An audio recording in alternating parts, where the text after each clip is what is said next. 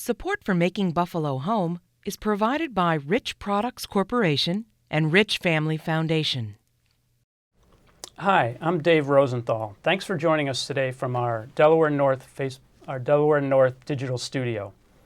We're going to be talking today about an issue with enormous importance. Around the world, millions of people have been driven from their homes by war and other problems. And a very small percentage winds up in the United States as refugees in cities like Buffalo. But now there's a push to reduce the number of refugees coming here. So we'll be talking about how you become a refugee, how you get that legal status, and how that's changing. We hope you'll join us in the conversation. You can post your comments and questions on Facebook, or you can send them by email to fblive@wned.org. Please, any comments or questions, we want you to join in. And we'll start the conversation today by talking to Rick Sue from the University at Buffalo. He's an expert on immigration law. So Rick, tell us a little bit about this time we have in history. Is it an exceptional time for refugees? So it is exceptional in terms of how we've transitioned, I think, versus what had happened in the last 5 years. A lot of world events have dramatically increased the number of refugees around the world, but the number of refugee missions in this country have gone down substantially. We went from about 80,000 or so to now 50,000 last year, and we're probably on track for about 15 to 20,000 this year. So in terms of that, it's a dramatic drop. The other component, I think, is also just the fact that refugees traditionally have historically had sort of a unique position in how we think about versus other immigrant groups, especially the humanitarian concern. But in recent years, I think that is starting to break down as well. Mm-hmm.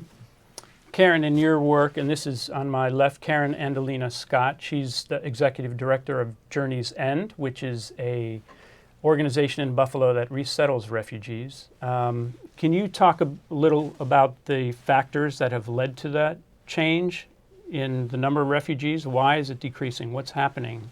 Sure. So every year, the president makes a presidential determination.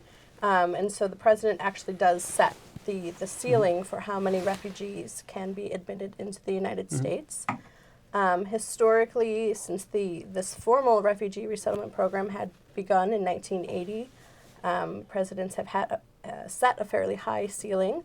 Whether or not we've met that ceiling is a different issue, but as of right now, it's the lowest ceiling that has ever been set. Mm-hmm. And what are some of the factors politically that are leading to that level being changed? I mean, there was a lot of talk in the presidential elections. But what are some of the factors? Are they economic, political? What do you see driving that? I definitely think it's political. Mm-hmm. There doesn't seem to be any economic reasons to lower the refugee cap. What we've seen come out of this administration are anti-immigrant policies at various levels. So refugees are only one of those categories that is facing these issues. Mm-hmm. So I think one of the things that will help us in this conversation is to sort of define the terms, because the legal language is very precise on what is a refugee and who is a refugee, who is not. Yep. So can you take us through that a little bit and Sure. talk about what a refugee is, what an immigrant is, and what an asylum seeker is? Because they're all very distinct, aren't they? Yes, yep. So we'll start with immigrants. Okay. So immigrants are people who typically choose to come to the U.S. and they choose to come here on a permanent basis, as opposed to a non-immigrant, which would be a visitor, a student, people who enter with certain work authorizations. All of those are very limited in time frame for how long somebody can stay in the United States, whereas an immigrant has the intent to stay here permanently, those that will become permanent residents and eventually citizens. As opposed to a refugee who does have that permanency, so they are considered an immigrant as opposed to a non-immigrant. But refugees are those who don't choose to come to the United States. They were forced to flee their homes for a variety of reasons, and their governments have been unable or unwilling to protect them, and they have faced persecution or have a fear of future persecution based on one of 5 factors: their race, religion, political opinion, membership in a social group. I'm forgetting one. Nationality. Thank you. Or their nationality. I'm like, I knew there was one more. And so that is the limited scope of how you qualify as a refugee. So it's a very, very precise legal Yes, term. it is. But folks tend to mix them up, don't they, in conversation, it Yes, seems? So. most definitely. And the refugee processing all happens abroad. So they go through their multiple interviews with counterintelligence and FBI and USCIS abroad. They do all their medicals abroad, and then they're cleared for travel, and they enter the United States in refugee status. Okay. That is different than an asylum seeker who comes to the United States through a variety of different ways, either as a visitor, a student. They enter illegally. But they've entered the United States, and then they claim asylum, again, based on those same exact factors that a refugee does, but their processing happens here in the United States. Okay. All right, great. Thank you. Again, these are very precise terms, and if there's any question about them, we want you to ask us, and we can go into more detail on any of those topics. So again, post your comments or questions to Facebook, and we'll get to them. In fact, let me read one question that had come in earlier on Facebook. It came from a guy named Daniel, and he was repeating some of the sort of criticism that we've seen about these about refugees. In his comment is, we don't need any more refugees.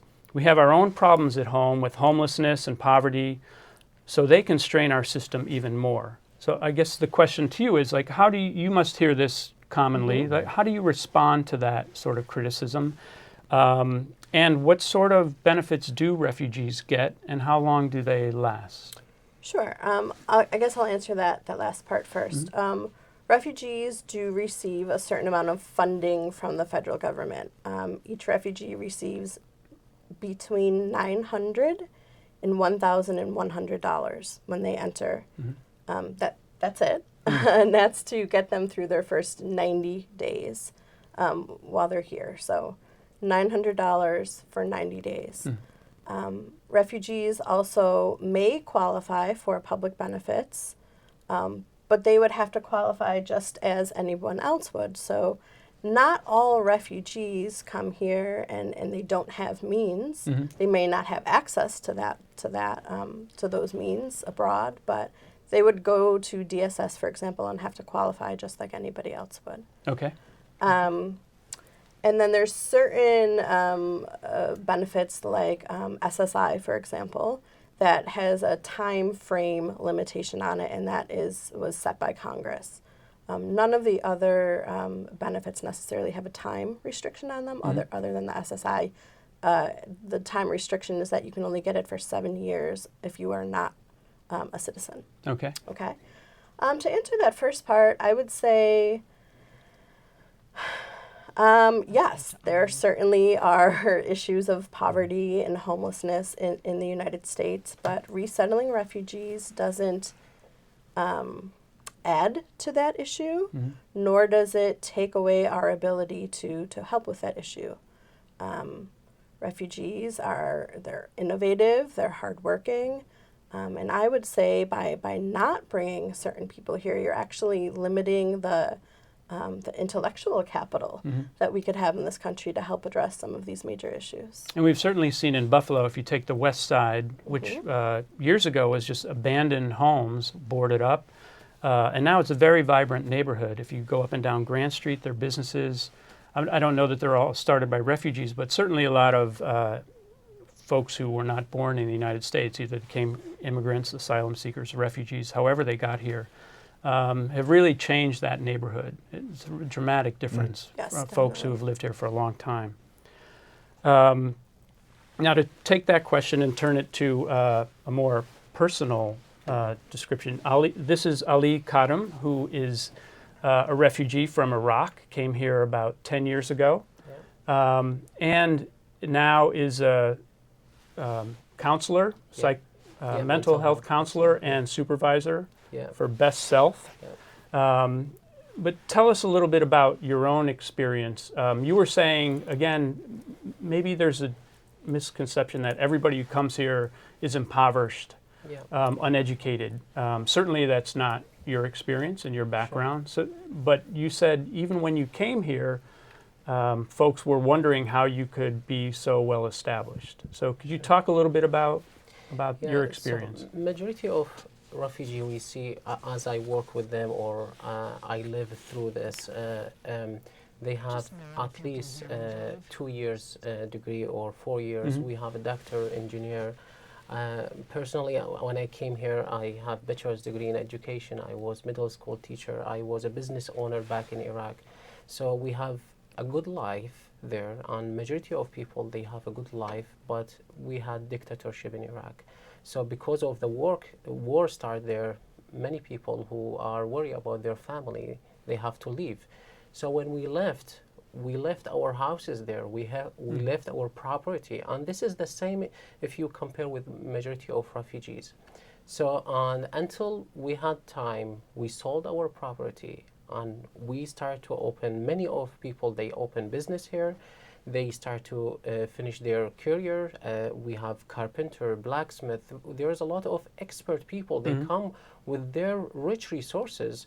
And I know one of the people, he is a mechanical. He is hiring 10 people now. They are working under him. It's American.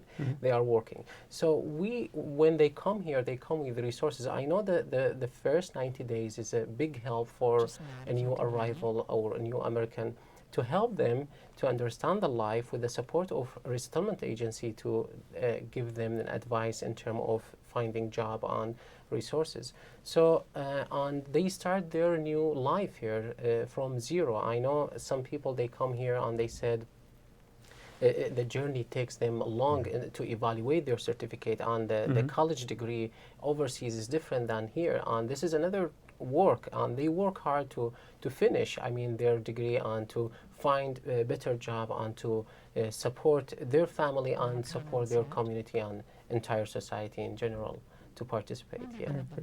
And what, in your own experience, what was sort of the hardest part of the refugee process? It's a long process. Sure. It has a number of steps with interviews and background checks and all, even before you get here. What was the toughest part for you?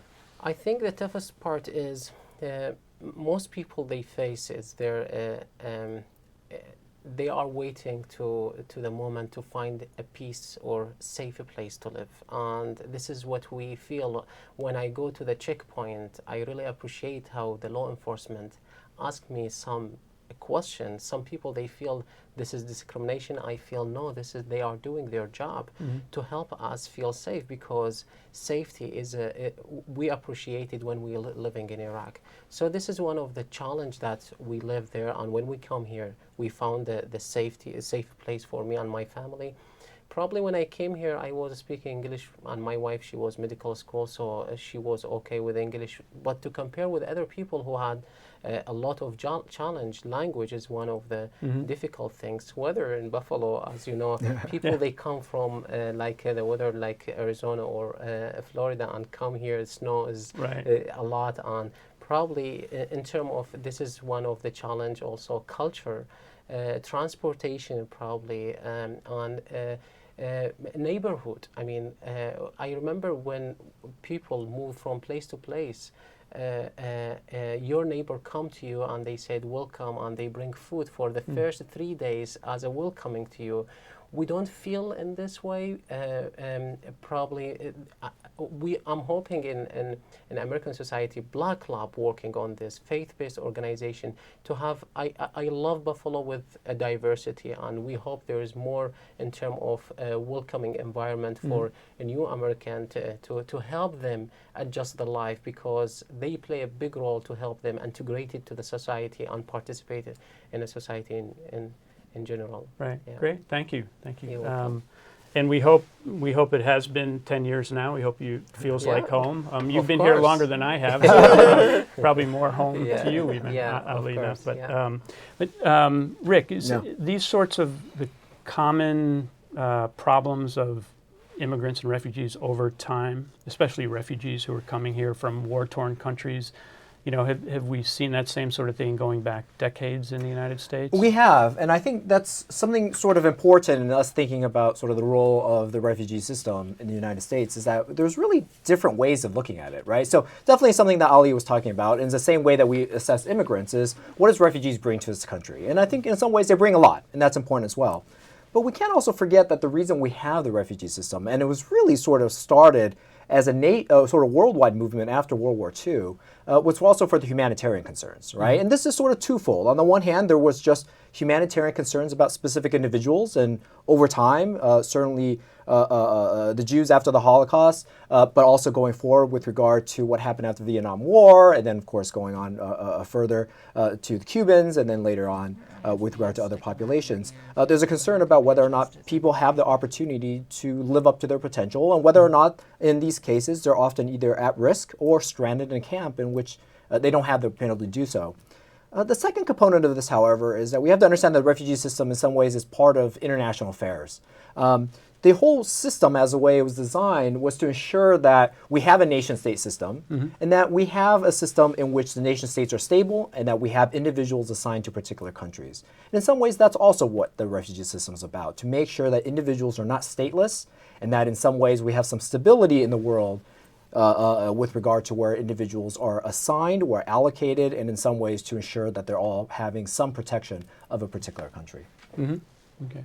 And you mentioned there have been waves of refugees when there's been turmoil around the world. Cuba, you mentioned. Yes. Vietnam, on the Middle East, those countries. I would imagine when the Soviet Union was sort of collapsing, Definitely. A lot of Jewish immigrants and during others came from there too. Yeah. So it's interesting that there have been waves, and you go way back, and it wasn't a refugee system back then, but Buffalo was really built by immigrants, right? That's right, and many people fleeing. Fleeing for a particular country. I mean, that's just sort of in some ways intersected. In some ways, we carved the refugee system out of what was traditionally an immigration system, where all these different considerations were sort of put into one big system itself. Mm-hmm. But now we sort of differentiate a little bit more.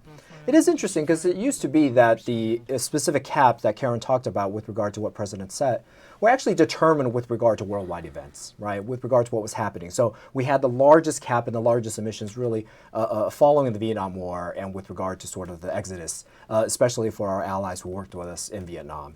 And then, of course, the collapse of the Soviet Union also sort of led to another wave, and of course the issue with Cuba as well.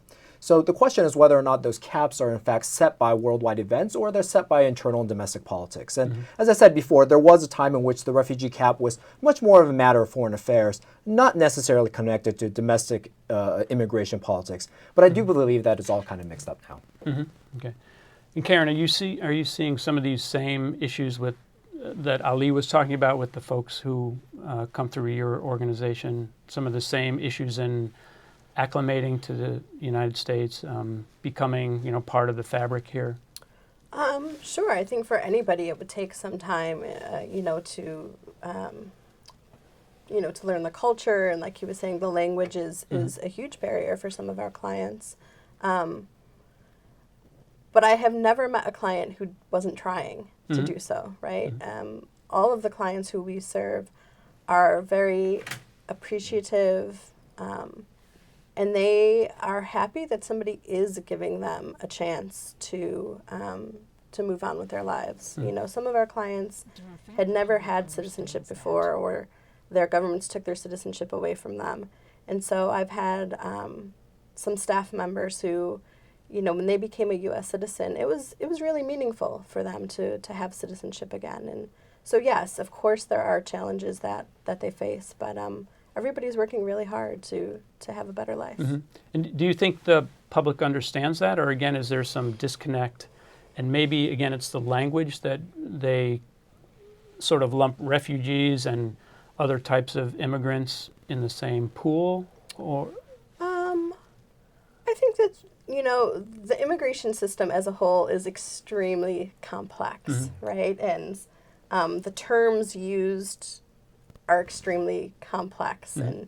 and so I think it is confusing just by its nature. Our immigration system is confusing, and so I do think that for the general public, it's difficult to understand. Mm-hmm.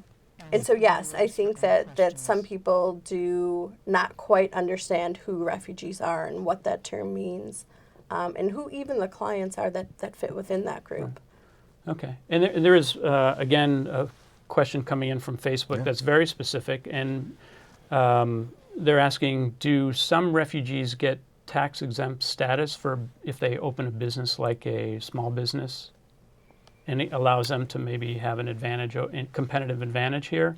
Not to my knowledge. I certainly, don't know all of the tax codes and what different, offerings the city or the state might have for businesses when they're opening. But just because somebody is a refugee, that does not offer them any sort of advantage in opening a business. I mean, I think the only thing that may be connected to that, and this wouldn't be a national policy, this would vary by jurisdiction, is whether or not there's any special program for either minority small business owners or women small business owners. Right. So they may fall into that, but it's not because of the refugee status or immigration status. That would At least be open not to that everybody in that category, Yeah. sure. Okay.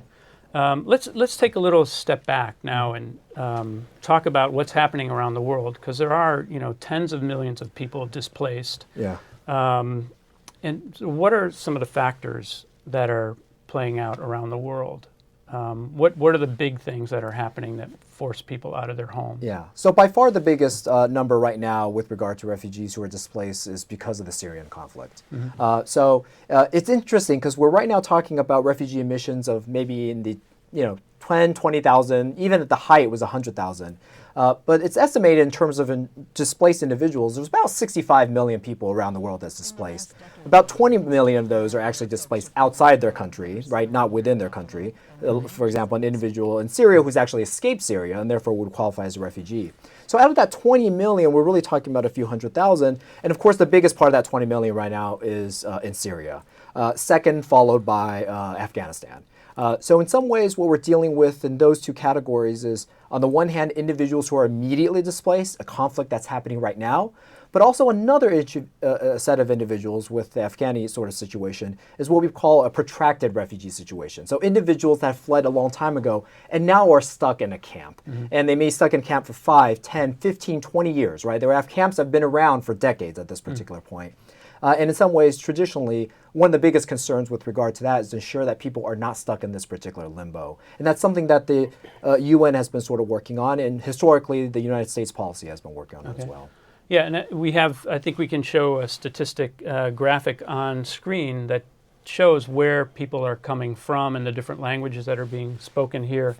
Over the last 10 years or so in Western New York, the biggest countries who are sending refugees here, I mean, people who are originating from these countries are from Burma, number 1, Somalia, Bhutan, and Iraq is number 4.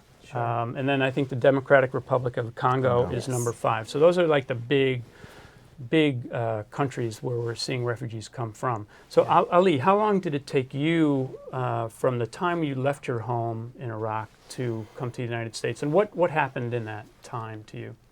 It took 2 years. I was lucky. I traveled from Iraq to Syria. Majority of Iraqi, they were lucky. They didn't live at a refugee camp. We left with our money, and we rent houses in Syria before the war in Syria. And we did apply with United Nations. We asked them, we need protection. We need to save our family. So United Nations, they said there's a 2 country or 3 countries, include Germany, United States, and Canada. They offer you to be a refugee or to have a place. Usually they don't give this. They said this is the country, accept your case.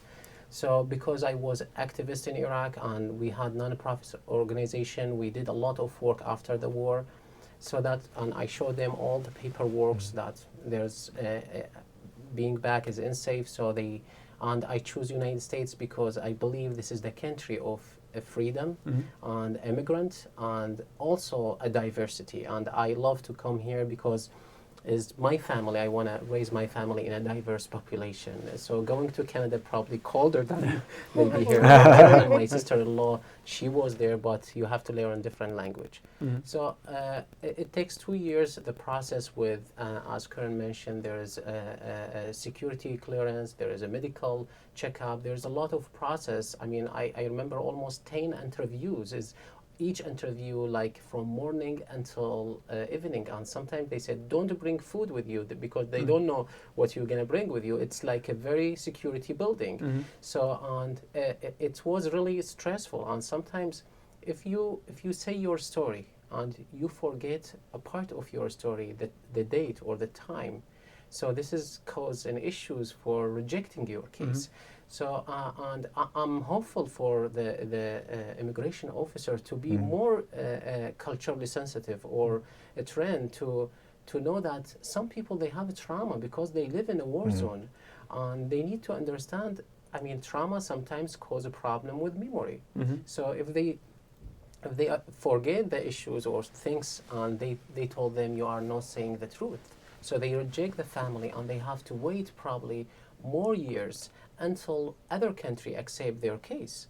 So this is very sad. I have many friends and people, I mean, waiting for these issues because of, I mean... still waiting. Yes, still waiting. And even when the war started in Iraq, there is almost like 10,000 Iraqis still in Syria. And they said, where are we going to go? We left Iraq because of the war, and now, and we believe, I mean, this is political. We really, I mean, as Iraqi community, focusing on when United States come to Iraq, we feel that they're gonna make a change. I was living in a good life, but we have dictatorship. We don't have freedom of speech. It's okay if I live this life, but it doesn't make me leave my country. It doesn't make me feel unsafe. But when the war started in Iraq, and when we believe that this is going to make a change, things getting worse. We feel that majority of Iraqi, they was so happy because of United States come to deliver us from Saddam Hussein. But in fact, after that, we feel United States pulled themselves from Iraq, and they let other country to play a big role in Iraq, and now we have a crisis in Iraq. Since 2003 until now, like one generation, 15 years old, they don't know what is their futures. And with a new administration, they don't bring people from Iraq to here, and they don't stop the damages continuous in many of these countries. We are hoping on the federal part to do some more to make a livable place like in Middle East or other. Instead of bringing people here, we need to do some international work to stop this damage in these countries. Yeah, well, let's talk about how that process of bringing refugees here has changed. We can put on a screen a graphic that shows, like in the last 10 years, it sort of starts out in a level coming to Western New York in like 800 or so, and then it goes up higher, peaks to maybe 2,000 in some years, and then in the last couple of years, there's been like a real sudden drop off. Last year, there were about 700 refugees allowed to come to Western New York. This year, I think, have admitted so far 500 to this area. Karen, what do you see changing in that vetting process? Why is it slowing down? Because we still have a relatively high cap that we're not really getting close to, right? So what's happening in the process? Is it just a slowdown in the bureaucracy or something else? I think it's something else. I mean, the cap itself is the lowest cap ever at 45,000. But you are correct in that we're not even going to come close to reaching it. I think a few things are happening abroad. One is that we've heard that officers have been pulled abroad to come back into the United States in order to process more asylum cases here, because there is an extreme backlog in asylum cases. That's what we've heard. I also think that something that is happening abroad is you do see a bit of a bureaucratic slowdown in how interviews are happening. There was a hiring freeze at Department of State, and a lot of people left Department of State. And so I do think that the process itself has slowed down a little bit. But I think the greatest issue is just that people aren't coming. There are people who have come through almost the entire processing, and then because they didn't get their travel scheduled, then maybe their medical's expired. So now you have to go back and do your medical, and now something else expired. So it's just people are sort of caught in this loop. abroad that they are just trying to get through the process, but Yeah. it's just not happening. I know during the campaign, President Trump talked a lot about extreme vetting. It was never really clearly defined what that meant because, as Ali mentioned, the vetting process is a number of steps already, and like you say, it can be a cycle sometimes that you get caught in. Rick, can you talk about that? Like what you see is what extreme vetting might be, and talk about it from both sides. Yeah. Like those who favor it and those who think it might be going too far. Yeah, so in some ways extreme vetting doesn't have any precise definition. What we're doing is vetting, and I think national security is a big concern. And to be fair, the recent slowdown, we had another period in which we had also a sort of low emissions, and that was after 9/11. And in some ways that was a reorganization of various agencies. That was when Department of Homeland Security was created, but it was also particular security concerns that led to that. I think what's going on now, though, is actually a little too early to tell.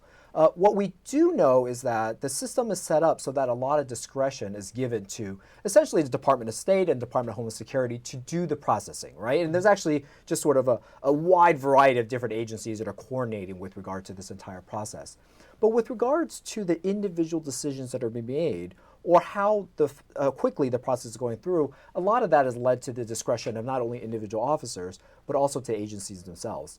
So we may learn later on, right, if we do, whether or not the extra vetting or the slowdown is for a good cause. And we've had that happen before, definitely after 9/11. And President Obama himself also instituted something like that at a particular point.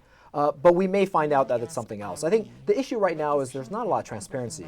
To be fair, there are some litigations that are going forward trying to sort of identify certain trends with regard to who are being sort of accepted or not. And it may be through that litigation we'll find out more information. But certainly one thing about the immigration system is it gives a lot of discretion to the president and the agencies themselves, and not a lot of necessarily information that would be released with regard to what they're actually doing. Okay. And Ali, do you have people you know or relatives who are caught up in the loop that Karen was talking about, where they've been waiting a long time to come here now? Sure. We unfortunately the war caused 4 million orphan children right now in Iraq, and displaced family. It's like many people right now live in Jordan and in Egypt and Turkey. They are waiting for this. And with this security check, probably, and they make the process is so slow. And many people, they have family member, they did apply, but you have to wait. We don't know until the federal government, there is a decision about that. I know Iraq is not part of these 5 Muslim countries they have a bond, but still the process is so slow.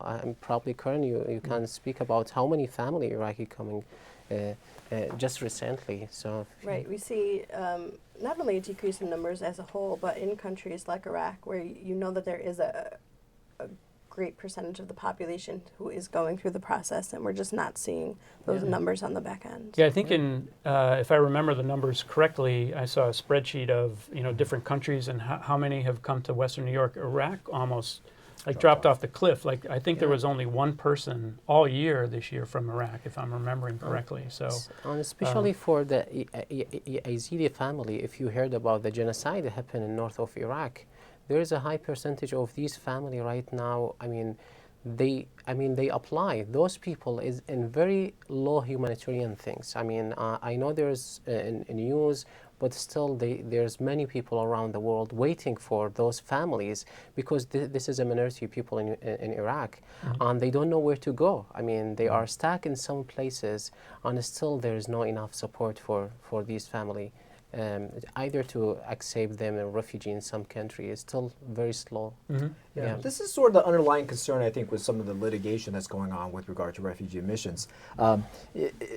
Obviously, the security concerns, I think that's legitimate, right? That's something that we have to examine and not. But there are some signs that maybe there is some selection going on with regard to maybe on the basis of religion. Now, to be fair, the refugee process was tied up with the travel ban to begin with, right? And the travel ban specifically identified Muslim majority countries. Now, again, the process is relatively opaque, but the concern is that actually security concerns is being conflated with religion. And at that point, there's constitutional concerns, which is sort of the foundation of litigation right now. And we've had a history of sort of connecting up specific security concerns to a particular population of individuals, right? Whether it's anarchists in Eastern Europe. All the way back. All the way back, right? I mean, we had an assassination, right, in this particular city. And that led to sort of the extreme sort of cutoff of immigration from Southern and Eastern Europe in 1920s. So we've done this before, and this is certainly a trend, but this is also why we have certain constitutional protections, that there are certain categories that should not be considered. And again, I think it's too early to make any speculations, but this is what some of the litigation is going on about. Yeah. And as you look, we have a question here I want to bring out from one of our viewers. It's Irene, who asks, if we're not currently living in Buffalo, what can we do to help support the refugee community? Certainly in Buffalo, there are several organizations, resettlement organizations, right? There's Journey's End, International Institute, Catholic Charities, Jewish Family Services are all involved in resettlement, right? Yes. And there are other organizations who help refugees in different ways. But what would you suggest in how folks could help, either here in Buffalo or other places? Sure. I mean, refugee resettlement happens nationwide. And so my first suggestion would be to, go onto a website of your city or check out to see where refugee resettlement is happening near you. And if it is happening near you, go and volunteer. Donate home goods. If you're an employer, hire a refugee. I can say that we here work with about 500 different employers who hire refugees, and many of whom have nothing but great things to say about them. It's just the little things, making sure that you smile, make people feel welcomed. I think that's a really important piece right now, as this rhetoric is sort of happening, is to just make sure that people feel welcomed. And it's so easy. Yeah. Ali, from your own experience, what would make a difference to you and your family and friends? I think what Karen mentioned, this is an important level for supporting community. When we, for example, I remember when I came to this country, I came through Journey's End, by the way, and there's one of the churches waiting me in the airport. They was holding a banner, "Welcome Ali Iman Noor." This is my first impression about Buffalo, as a diverse, as a supporter for and I don't know those people. I hope like faith-based organization and other organization try to welcome a new American coming here and try to create safety environment. I would like to talk about the high level, working on this. I'm sure that there's many people, they would like to help in terms of calling the elected officials on Brian Hagan, or they have a representative in Congress, and why we don't use our voice as American citizen here to make change. We have a power in our hand. If you want to fix the world, you can make, instead of letting a lot of damage around, world. United States, I got call from different country in Europe or from Canada, and they said, Ali, you live in United States. This is the powerful country, and they are the decision maker here.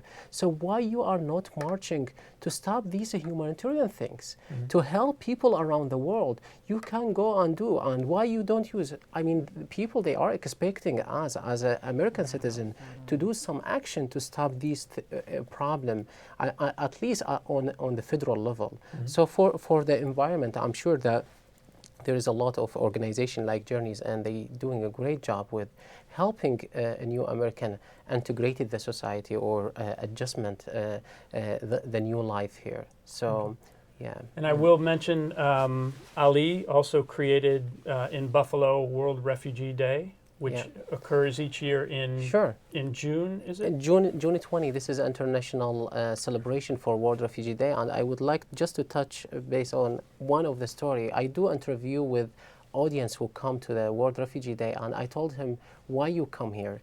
He told me, Ali, I was living in a refugee camp. I came here very depressed. I don't know where to go. But when they told me there is a World Refugee Day, I came and I see my people. I see people speaking different language. This has helped me to integrate it and feel happy and connect with the society. We need this diversity. We need to create this kind of cultural things to help people process and feel this is the home. I think that's very powerful for many community. Yeah. I mean, I think that's really important. I think a big component of this in terms of helping is the international national angle. But there's another big component, which is what's happening in individual communities. And it's not even with regard to how, let's say, refugees are treated. In some ways, a lot about the integration of refugees is really about the welfare of everyone else in the community. Is it a vibrant and successful school district, right?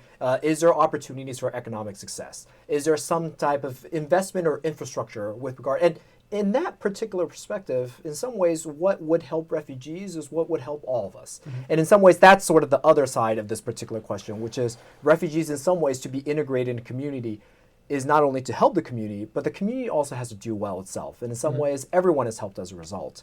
So I think a lot of it could be taken away from that broader conversation and focus very much locally on what are the issues facing, let's say, Western New York, and what can be done to not only help refugees in that system, but in some ways, as a result, all of us.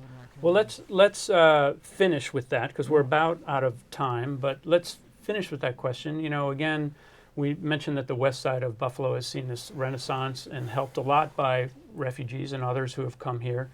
If the numbers decline, what do you think, we'll go around the table, but first, Rick, what do you think it will mean for Buffalo or Western New York? I actually, personally, just from a purely local perspective, think that it might be a concern. And the truth is, in some ways, one thing that's very interesting about refugee resettlement is that it's been directed towards communities that could really lead, could sort of need sort of new people, new blood, new energy. So Buffalo has been one of them, and it's sort of been helped by that. And I think in some ways that kind of resurgence, that's kind of energy that's been happening recently has been in part due to refugees coming in. There is this sort of very interesting study that has shown that really sort of the resurgence of cities in general was because of the re-entry of immigrants after 1965.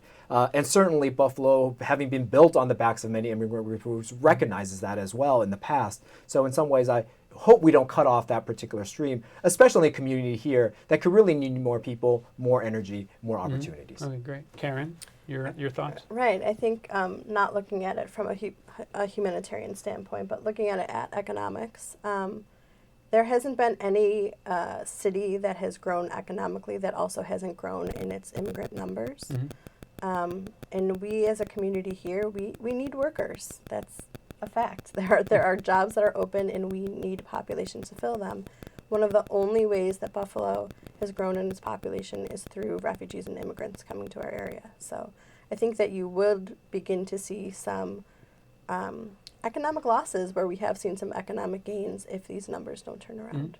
Thank you. And Ali, what from your perspective? And my point, I think that as your guest mentioned, Rick and Karen, I think this is the same idea. I know many new Americans, when they come here, they start to support their family. They send money back there. They work hard, 3 shifts probably, barely sleeping, and they send money there.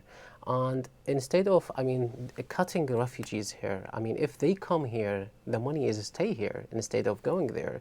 Or the money will be doing some investment here and to grow. And we see this issues as one of the, because of they are waiting their family to come and they're still in refugee camp, they need to support them. So I think economically its impact on generally. And also, we would like to, I was living in Iraq, is only probably a few race. Here, we want to raise our kids to accept diversity, to accept different nationality. And this is a good opportunity. Instead of going to Africa, you go to West Side to taste different kind of food, to taste the Asian food, Middle Eastern. So this kind of rich things is not existing in probably different country. It exists in United States. That's make United States is a unique place for a new American. Yeah. Thank you. Well, again, thank you from our guests, and we hope the audience has enjoyed it. You can continue to ask questions on Facebook, and we'll try to get them answered with the panelists, or if we can answer them ourselves. So again, thank you, Ali Kadam, Thank you, Dave, Karen and Delina Scott, and Rick Sue. Thank you. from our Delaware North Digital Studio.